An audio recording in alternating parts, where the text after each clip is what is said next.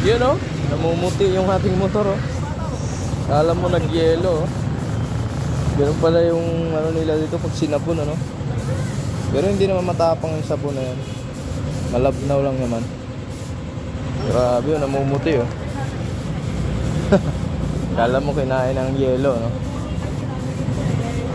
Nakaprusin. Alam mo na prusin no. Ganda. Para nakangiti yung ating motor eh, natutuwa. Tutuwang nalinisan. Para maibalik ang smooth, kailangan maibalik yung tamang pyesa nito, yung oxygen sensor no, mapalitan na. Dahil nga pag ang oxygen sensor pala ay palyado na, apektado lahat. Lalo na dun sa digital panel no, nag-i-pi error. Tapos yung hatak niya, napansin ko ano siya, maganit. Pero pag hinataw mo na, mabilis, malakas pa rin naman humatak. Nga lang, may ano nga siya, parang hindi, nawawala yung pagka-smooth ng hatak ng motor. Tapos, lumalakas na rin yung konsumo ng ano, gas. Kaya kailangan ano, palitan ng oxygen sensor talaga. Lumalakas yung konsumo ng gas pala pag ano. Ganun pala epekto niyan pag nasira yung oxygen sensor. Nawawala yung, may nawababagong performance sa motor no.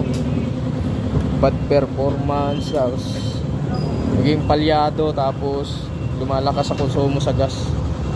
Kaya pag may mga oxygen sensor, mga motor kayong FI ganyan, wag nyo ano, wag ano, ilusob sa baha. Nilusob kasi sa baha natin to nung mga nakaraang taon ano. Tapos hindi kasi natin, bago kasi tayo nagkaroon ng motor ng FI na to, hindi natin masyado na pag-aralan kung ano yung epekto niya pag nalusok. Ang ano ko lang doon, yung ano, rescue ko niya, ng pinaka-rescue ko sinings oil ko agad kinabukasan no.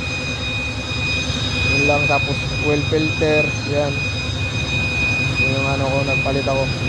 Tapos yung ano, air filter, di pa napalitan yan no? Medyo marumi na din kasi mag-aapat na taon na siya. Tapos yun, kakalusob na ng baha. Palibasa malakas yung motor, nilusob natin yun.